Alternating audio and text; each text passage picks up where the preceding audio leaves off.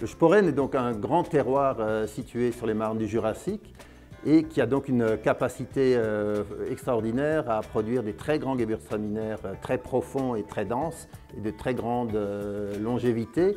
Et c'est également un terroir avec une grande capacité à produire des raisins atteints de botrytis, de pourriture noble.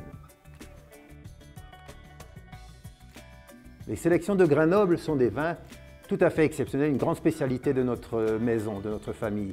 Ce sont des raisins récoltés grain à grain très tardivement dans nos meilleurs terroirs. On produit une quantité très infime de bouteilles. Les raisins sont totalement botrytisés à ce stade et confits et récoltés avec une grande finesse et produisent donc des vins liquoreux tout à fait prodigieux, d'une richesse et d'une capacité de vieillissement exceptionnelle. Mon rôle avec la 13e génération sera d'accompagner le domaine vers une conversion en bio, déjà entamée il y a quelques années. Dans le cas des vins de surmaturation, donc vendange tardive et sélection de grains nobles, les raisins sont bien évidemment récoltés très tardivement, 5-6 semaines après le début des vendanges, par tri successives.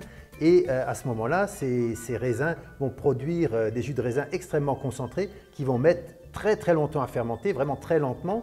Et lorsqu'on considérera que l'équilibre sucre-alcool est atteint, les vins seront ensuite soutirés et mis en bouteille d'une manière classique.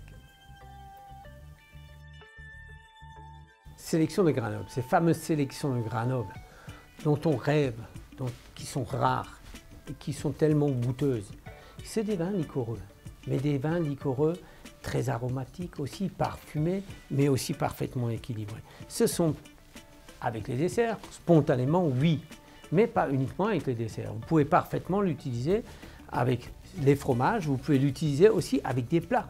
Après 10 ou 15 années, c'est un vin exceptionnel. Et c'est à ce moment-là où le sucre est intégré, vous pouvez l'exploiter avec par exemple, avec un canard au pruneau, éventuellement un perdreau au raisin.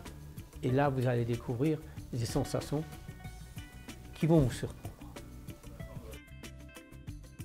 Voilà, ben écoutez, je suis désolé, mais je suis le dernier des 3 frères qui ont dirigé l'entreprise pendant 50 ans.